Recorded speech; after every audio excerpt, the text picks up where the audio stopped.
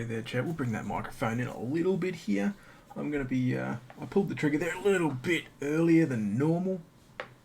Still about 4 minutes to go before it actually rolled in, but I couldn't be bothered waiting, to be honest. I'd rather get stuck straight into it. We had some very surprising results this week in the EPL. See what happens when teams don't get 400 penalties? They lose. I'm talking about you, Leicester. So yeah, it was a bit of a fun one this weekend. In saying that though, I fucking killed the board. And you know what?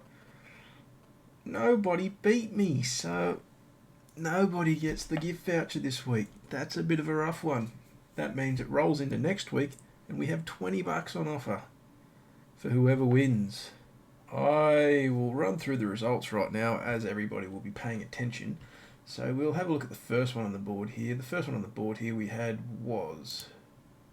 Actually, we're at the wrong end of the list there. We'll go here. We had St Kilda Saints upset the Western Bulldogs at the Gabba. They played very well like I thought they would. I said they'd move the ball fast forward. Wasn't a high-scoring affair, but they did what they needed to do to get the job done. It was a dirty win, and they picked it up. It's kind of what I was expecting, and it's kind of what came through. It wasn't a mind-blowing game, but it was a good game, and they did everything right that they needed to do in order to win this one. So, this is where a lot of people fell behind early because there was quite a few that went the Bulldogs. So, I kicked off pretty well here. The old Chelsea picked up the old Schlobberknocker over Crystal Palace with a 4-0 win. They got a couple of late penalties, scored a couple of nice early goals. Wasn't really much to say about this one. Crystal Palace were in it real early. They had plenty of chances, they just didn't finish them off. And if you get the chances against a top-level side like Chelsea and you don't finish them off, well then, you're not going to win. It's going to be a hard day at the office. That's exactly what happened. And Crystal Palace didn't end up sticking to them late in the second half. They just fell to pieces and got frustrated with themselves. Moving on to the next one, we have Werder Bremen who picked up the win at home. It was a 1-0 win. It was very lackluster. Bremen got the win. That's the main thing. Bielefeld, I don't really know what to say about them. They had a lot of chances. They didn't really capitalise on a lot of chances that they had. There was a few one-on-ones that they didn't get in the back of the net. I'm not going to take anything away from the keeper. It was a great effort by the keeper. But yeah, you can't go around and do things like that and it not come back to bite you. So it is what it is. Bielefeld had their chances. They just didn't finish them off. It should have been a 1-1 draw if you ask me, but Werder Bremen did enough to keep them out. They got that early goal and then just sat on it. Challenged Bielefeld to put the ball in the back of the net and they just couldn't do it. So that's the difference there between a top-level side and, well, a side that's going to be fighting out relegation. Next game goes to nobody. That was a draw. This board ends up being out of 11 now. So this was a draw. Leverkusen scored early. They didn't hold on to the lead on the road. They kind of bottled it. They did a really soft goal. I think it was around the 72nd minute. Schick got his ball rolling after being signed by Leverkusen. He got the go-ahead goal. Unfortunately, Leverkusen couldn't hold on to it. They really lack that punch in the midfield at the moment. So if Leverkusen can find a fix for the dodginess that's in their midfield, then they can get to the next level again that they had when they had Kai Havertz. I'm not saying they need to have Kai Havertz again. They need to have somebody who can actually move the ball around, distribute it better. They don't really have a distributor at the moment, so that's a bit of a letdown for them. The next game we have on the board, however, is the Leeds Rhinos and Wigan Warriors, and you know what? The big upset happened. I did say this wouldn't shock me. I said this would be a close game. I said Wigan with a better side, but an upset wouldn't be a shock. That way, a few of you guys pulled this one back on me. I started off with the 3 of 3, but then unfortunately Leeds decided to put on the perfect run. Leeds was, how do I say it, they were the better side. They controlled the forward pack, they ran down the opposition, they tired them out with a lot of... You got it, did you, Ness? Nice one. They got the win with a lot of fast-moving football. Wigan were always on the back foot early. They took in a couple of early tries, and Leeds just kept pushing, kept pressuring, forcing the mistakes, and Wigan just kept feeding them. And that's how the game was won. Leeds capitalised on everything they got, where Wigan didn't. Wigan sort of went into cruise control because they thought they were just going to win it by turning up, and Leeds put them to the sword. The next game is probably the blowout of the round that nobody got because everybody was on one side of the field. West Ham got the big 4-0 on Leicester City. That was an absolute slapping. So the Hammers dropped the hammer, but we saw some really, really good football out of these guys. Not what you're expecting when it comes to when Villa went ham on Liverpool, but I did say repeatedly that this is a big letdown spot for Leicester after their big 5-2 win over City the week before. Funny thing in sports is generally when the team has a big win, the next week they suffer a big defeat.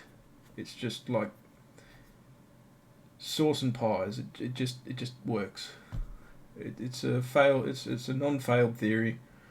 Leicester had the huge upset win over City, 5-2, and then the next week they go out and get smacked by West Ham. It's just how it goes. It's ebbs and flows. I was thinking maybe a draw, but no. West Ham just absolutely dropped the hammer on Leicester and it was game over. Leicester was very flat. I think it was still the 70-something minute and they only had 2 shots at goal. West Ham had boxed them out perfectly. I wouldn't go as far as to say that Leicester got outmanaged, but they got outmanaged. West Ham came in with a game plan, they stuck to the game plan, and Leicester just didn't really get into the game. They fell behind early and stayed behind. Is what it is, chat. The next one we have on the board here was a nice one that I like to pick up. The Frölunda Chiefs beat Leksands, as I said would happen. It was a 4-2 final. Leksands were never really out of it until the end of the game when they decided to go short-handed. And that short-handed goal led to the 4-2 title. Or 4-2 total, I should say. And as I said, the better rotation was what the difference was here for Frölunda. They had the defensive stamina more so than Leksands, who have been playing a bit more recent. Frölunda are the better side at the end of the day. Leksands riding a bit of a wave at the moment, but I think that wave came crashing down in this game because the things that were working before didn't work in this one. And yeah, as I said, Frölunda was the pick on the board there, so we got that one with relative ease. Doesn't happen like that very often. Same with the next one. I told you Podolsk would win basically because the entire Dynamo Riga side is on quarantine right now. When they don't have their stars, it's hard to win. And all their stars are in quarantine. That's why Podolsk wins. You give Dynamo Riga back their stars, then the score's probably reversed. Because Podolsk isn't a very good side.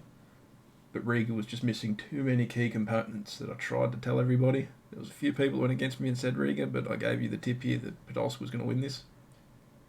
And they did. Jeremy Main coming in with the big facts there. It was big facts, my man. So, thanks for following there, Ranger HQ. Ranger HQ. Hope you're having a good day.